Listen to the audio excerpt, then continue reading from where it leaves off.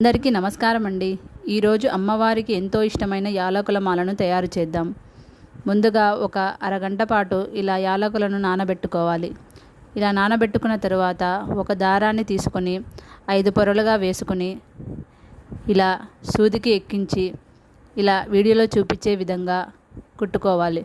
చూడండి, నేను యాలకులతో పాటు ఇలా పూసలను కూడా కుడుతున్నాను.